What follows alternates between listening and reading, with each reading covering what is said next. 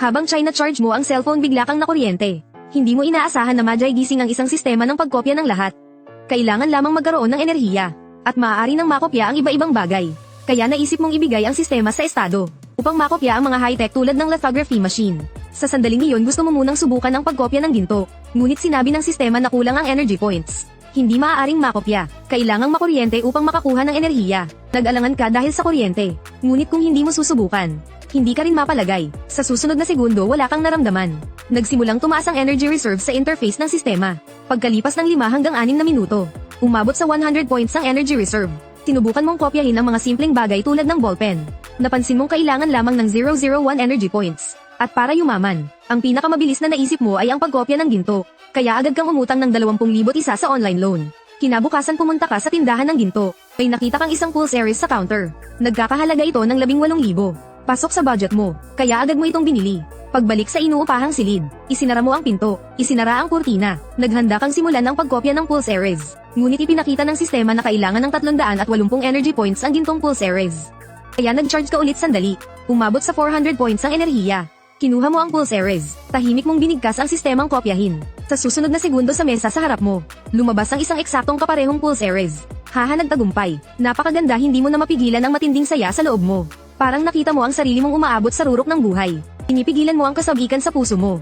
Iniisip kung paano mo ibebenta ang pulse Aries para kumita. Hindi ka na pwedeng bumalik sa dating tindahan. Kaya humanap ka ng tindahan ng alahas na mas malayo. Boss, tinatanggap ba ninyo ang pulse Aries na ito? Tanong mo habang nagsasalita. Tinatanggap, pero kailangan mo nang suriin kung totoo.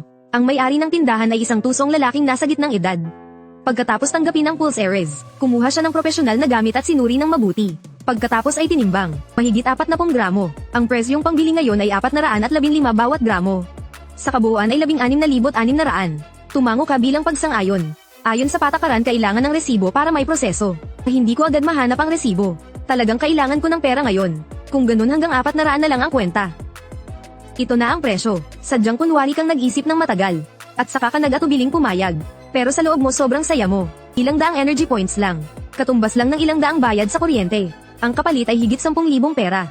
Kahit kapitalista may iyak sa tubo. Matapos makuha ang pera, umuwi ka na agad. At nagsimulang mag-isip ng seryoso. Kung paano gagamitin ang sistemang ito para kumita. Hindi pwedeng palaging ganito ang paraan. At araw-araw daan-daan hanggang libong kuryente ang konsumo. Ang mga tao mula sa kumpanya ng kuryente.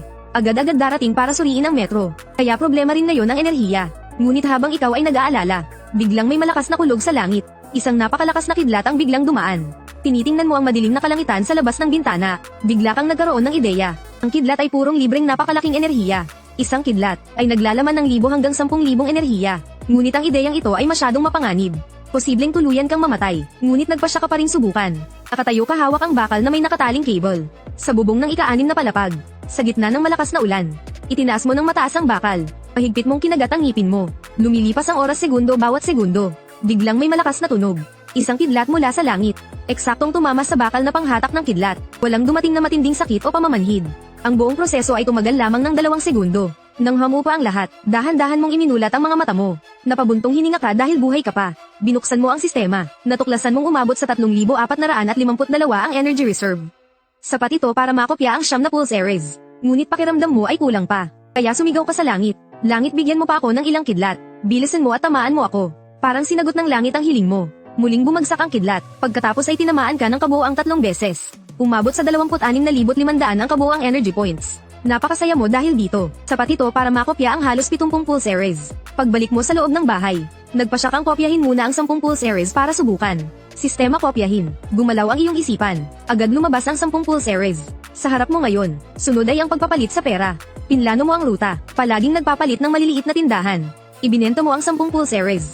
Kabuuang nabenta mo ay 158,600. Tinitingnan mo ang bag na puno ng pera. Hindi mo mapigilan ang saya. Mula nang lumabas ka sa ampunan, nagtrabaho ka ng ilang taon ng sobrang hirap, at ilang 10,000 lang ang naipon. At halos lahat ay ginastos sa dati mong nobya. Ngunit ngayon sa loob lang ng mahigit isang umaga, kumita ka ng mahigit 150,000. Umuwi ka, pinanood mo sa telebisyon ang iba-ibang high-tech na chip ng bansa ng Agila. Iniisip mong kaya rin itong kopyahin. Kaya nagpasya kang maglingkod sa bayan. Gamitin ang sistema para palakasin ang bansa ng Dragon. Ngunit napakalaki ng bagay na ito.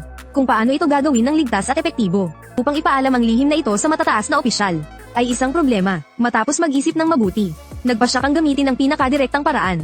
Direkta kang pumunta sa lokal na tanggapan ng pambansang seguridad. Sa harap ng gusali ipinaalam mo sa gwardya na may napakahalagang impormasyon kang iuulat sa pinuno. Hindi ito ang unang beses na narinig ng gwardya ang ganitong salita. Ngunit sinunod pa rin niya ang patakaran at iniulat ang sitwasyon gamit ang intercom. Makalipas ang sandali, isang lalaking nagngangalang Joey ang nagdala sa iyo sa isang silid pagtanggap. Sabihin mo ano ang impormasyon, sabi ni Joey sa kalmadong tono. Hindi ka agad nagpaliwanag, sa halip hiniling mo muna ang isang ballpen.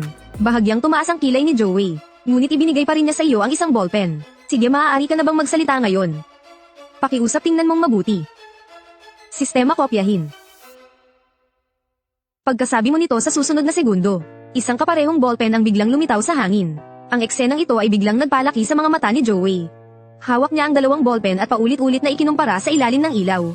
At natuklasang eksaktong magkapareho. Isa ba itong salamangka? Alam na alam niya, sa ganitong distansya at kapaligiran, hindi ito maaaring panlilinlang. Gawin mo ulit, sabi ni Joey na medyo paus ang boses. Pagkarinig nito, sa pagkakataong ito direkta mong kinopya ang ballpen sa kanyang palad. Tinitigan ni Joey ang ballpen sa kanyang kamay. Punong-puno ng hindi makapaniwala ang kanyang mga mata.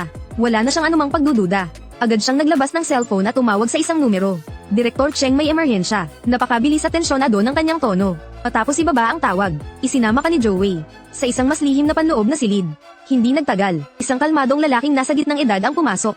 Tinitigan kanya ng matalim at nagsalita. Ang mga susunod mong sasabihin ay magdadala ng kaukulang pananagutang legal. Mayroon akong isang sistemang pangkopya. Kaya nitong kopyahin ang lahat ng materya, basta may sapat na enerhiya. Halos walang nagbago sa ekspresyon ni Cheng Haitang, ngunit nanatiling nakatuon sa iyo ang kanyang mga mata. Kailangan mong patunayan ito sa amin. Naglabas siya ng isang metal na lighter, at basta nalang inihagis sa mesa. Kinuha mo ang lighter, tahimik kang nag-isip. Sa susunod na segundo sa palad ng kaliwa mong kamay, biglang lumitaw ang isang eksaktong kaparehong lighter.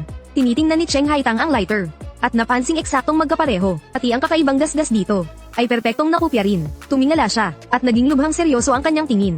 Mahigpit kang tinitigan, at hiniling na magbigay ka ng paliwanag. Ipinaliwanag mo ng detalyado ang prinsipyo ng sistemang ito.